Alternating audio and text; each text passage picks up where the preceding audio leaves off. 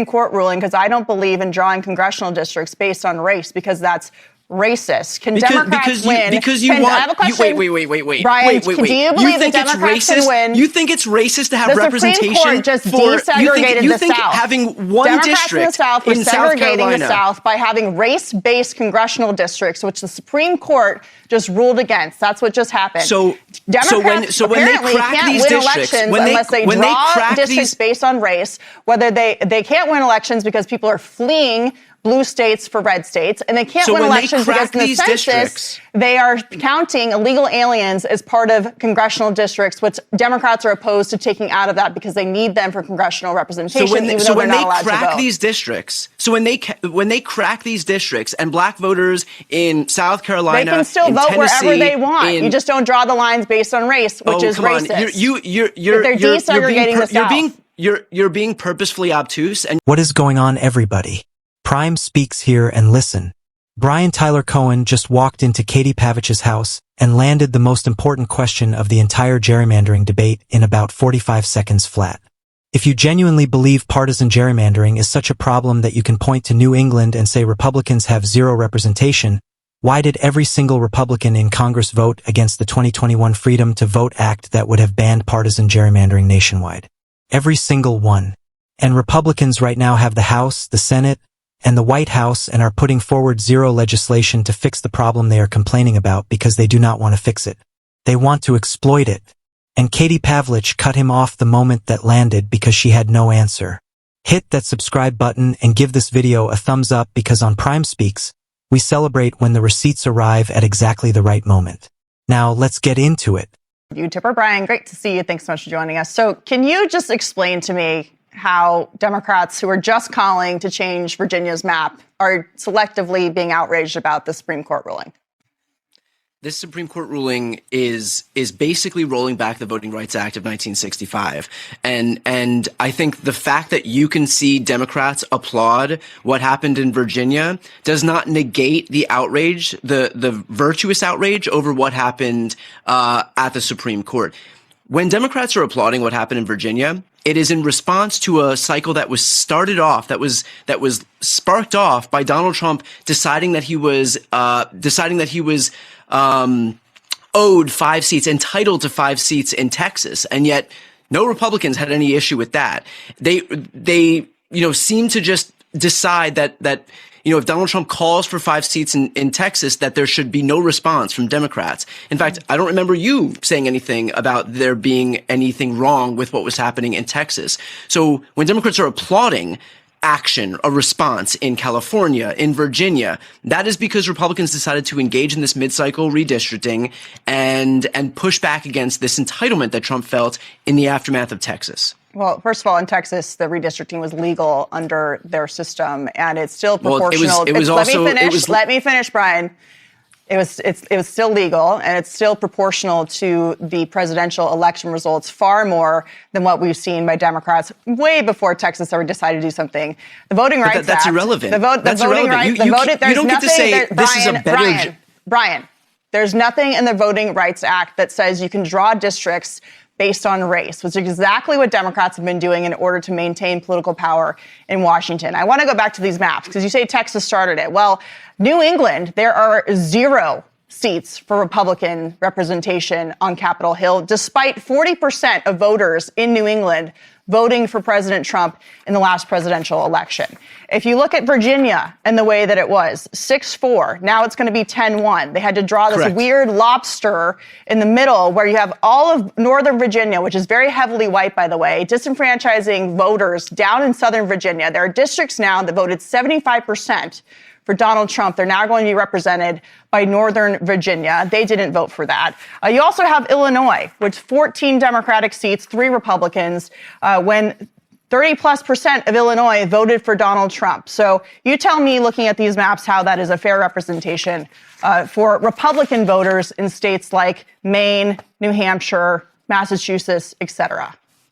Right, and we can play the same game in South Carolina, in Alabama, in Louisiana, in Georgia, in Florida, in Texas. You conspicuously left all of those out, but that really raises the question here that because gerrymandering is happening everywhere, shouldn't Republicans support a nationwide ban on gerrymandering? And yet, when that was put forward in 2020, yes, the most gerrymandered seats in America are not from Republicans, as we just showed on the map. So I want to ask you this question. Take a look at. Wait, hold on. Let me respond to what you just said. First of all, take a look at Dan Crenshaw's previous district, and then tell me that gerrymandering doesn't exist in these Republican states. But second of all, every single Republican voted against the 2021 Freedom to Vote Act. Every single Democrat voted in favor of it. That would have banned partisan gerrymandering nationwide. Republicans right now have full control of government. We all House, know Senate, that the language White House. of that benefited There are no Republicans putting forward legislation. Excuse me. Let me just finish what I'm just saying. There's no legislation being put forward to ban gerrymandering nationwide. So you can, if you think it's such a scourge that you can point to New England and say that there are no Republican representatives, Republicans have the power right now to fix it, but they don't because they know that they benefit from it. And Democrats are the ones who've been doing this. Democrats don't have control of government right now. Republicans do. I want to ask you this.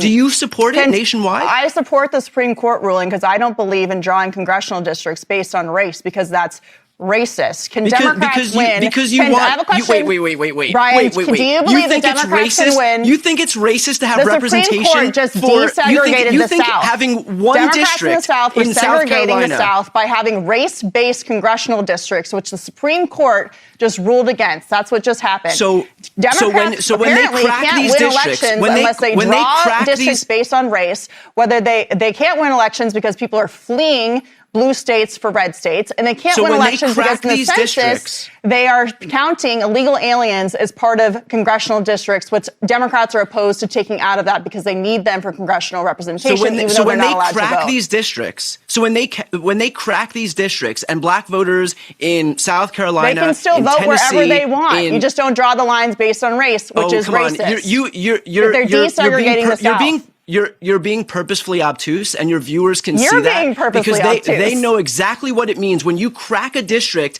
from a jurisdiction where there are overwhelmingly black or brown voters, and now all of a sudden those districts are cracked into 3 other districts so that their voting power is diluted. This is exactly the impetus. I know that George Wallace and Joe Biden were against desegregation This was exactly and the integration, impetus for the Voting Rights Act of Republicans 1965. are not for that, and neither is the This Supreme was Court. exactly the impetus for the Voting Rights Act of 1965. Brian Tyler Cohen, thank you. Talk to you soon.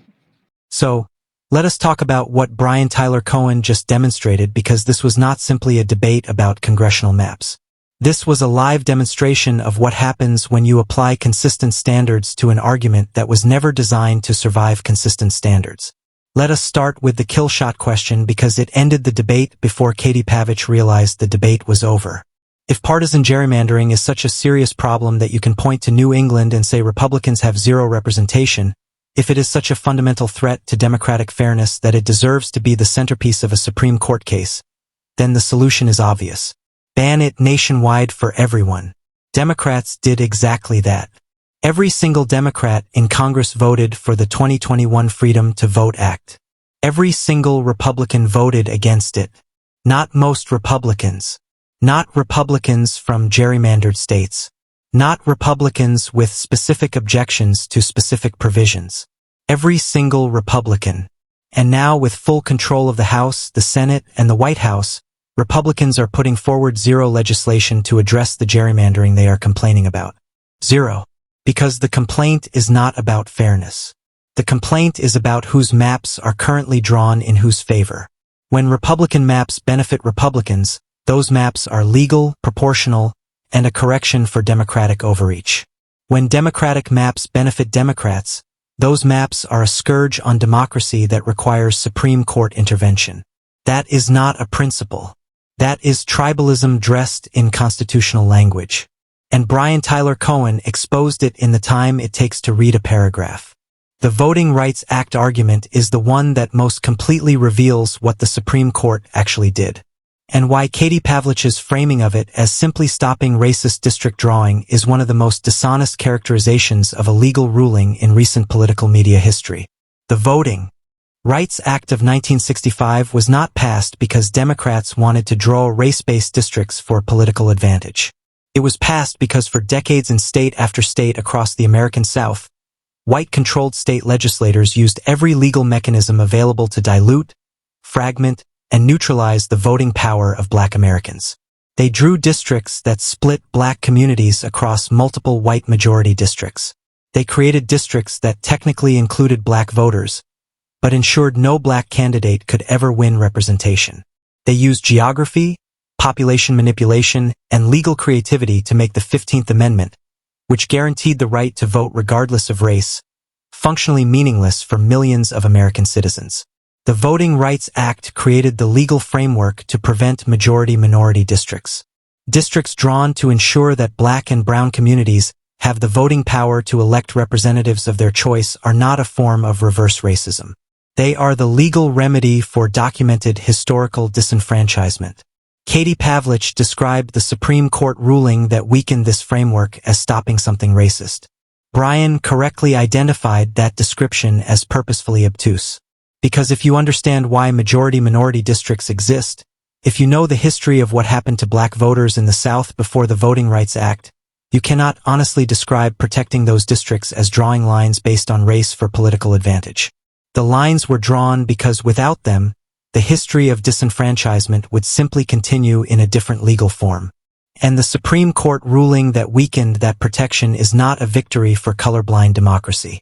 It is the removal of a guardrail that was placed specifically because the system had demonstrated across decades and across states that it would exploit Black voters without that guardrail in place. The cracking technique deserves its full explanation because it is the specific mechanism that Katie Pavlich refused to acknowledge and that Brian correctly called purposefully obtuse.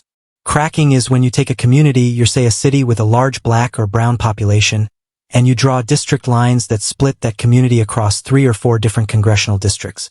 Instead of having enough concentrated voting power to elect a representative of their choice, the community finds its votes distributed across multiple districts where it is always a minority. Its candidate never wins. Its issues are never represented. Its political power is effectively neutralized not by preventing anyone from voting, but by engineering the math so that the votes never translate into representation. Katie Pavlich said they can still vote wherever they want. You just do not draw the lines based on race. That statement is technically accurate. Nobody is preventing those voters from casting a ballot, but drawing the lines in a way that guarantees their votes will never produce representation they actually chose is the functional equivalent of disenfranchisement. The Supreme Court in 1965 understood this. The Voting Rights Act in 1965 addressed this, and the Supreme Court ruling that weakened that framework has made cracking easier. Not in the sense that it has been newly invented, but in the sense that the legal tools for challenging it have been weakened. Brian was not being hyperbolic when he cited the Voting Rights Act. He was citing exactly the legal history that explains why the maps in question exist and what the Supreme Court ruling actually does to the people those maps were designed to protect.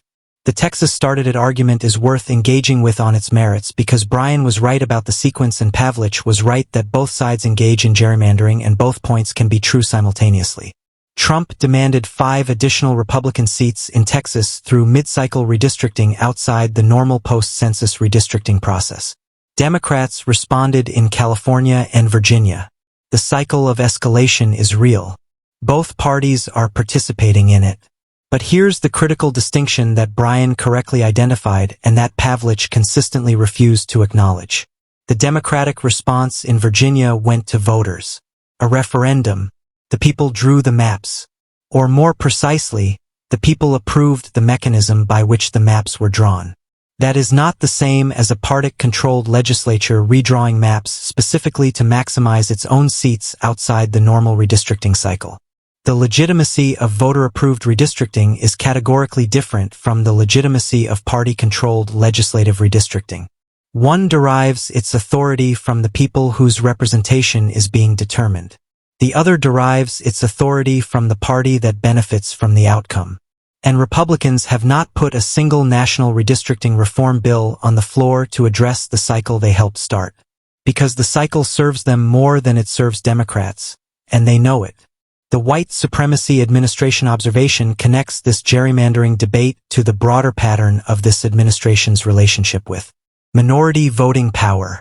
The administration that rolled back majority-minority district protections is the same administration that eliminated DEI programs across the federal government. The same administration that erased Black history from federal educational materials. The same administration whose Secretary of Defense invited known white nationalists to the Pentagon to pray over the military. The same administration whose immigration enforcement has disproportionately targeted Black and brown communities. These are not isolated policy decisions with separate ration. They are the consistent expression of a political project that benefits from the political marginalization of Black and brown voters. And the Supreme Court ruling that weakened Voting Rights Act protections is not an independent legal development that happens to coincide with this political project. It is the legal infrastructure being built to sustain it. Courts matter, judges matter, redistricting cases matter, and the Supreme Court that just weakened the legal framework protecting minority voting power was built by the same political movement whose electoral success depends on minority voting power being suppressed. That is not a conspiracy theory. That is the documented relationship between judicial appointments, gerrymandering litigation, and the political arithmetic of American elections. The cutoff ending is the tell that deserves to be named directly. Brian was in the middle of explaining the specific legal history behind the Voting Rights Act. He was making the precise argument that most directly challenges the framing Katie Pavage had been using throughout the interview, and she cut him off. Not because he had gone over time, not because there was a commercial break, not because a more urgent story had broken, but because the argument he was making had no answer that she could give on camera. The abrupt ending, Brian Tyler Cohen, thank you. Talk to you soon, is the broadcast equivalent of Jennings threatening to swear at Muckler. It is what happens when the argument runs out and the only remaining option is to end the conversation before the conclusion lands. Pavlich knew exactly what Brian was about to say. She had heard the argument before. She knows the history and she ended the interview because completing that argument on her platform would have done more damage to the position she was defending than anything else in that segment. The cutoff is the concession. It just does not look like one. Here is the bottom line. Every Republican voted against banning partisan gerrymandering when Democrats put it on the floor. Republicans have full control of government right now and are putting forward zero legislation to fix the gerrymandering they are complaining about. The Supreme Court ruling they are celebrating weakened the legal framework specifically designed to protect Black and brown voters from the disenfranchisement techniques that the Voting Rights Act was created to prevent. The cracking technique that splits minority communities across multiple districts so their votes never produce representation is not colorblind democracy. It is the functional equivalent of disenfranchisement executed through geographic engineering rather than explicit exclusion. And Katie Pavlich cut Brian Tyler Cohen off the moment he started connecting those dots because the dots connect in ways that her network's audience is not supposed to see clearly. Prime Speaks connects them. Anyway, hit that like button right now. Share this video because the every single Republican voted against the gerrymandering ban needs to reach every voter who has been told Republicans are fighting for fair representation. Subscribe to Prime Speaks and turn on your notifications. We are not done and we are just getting started.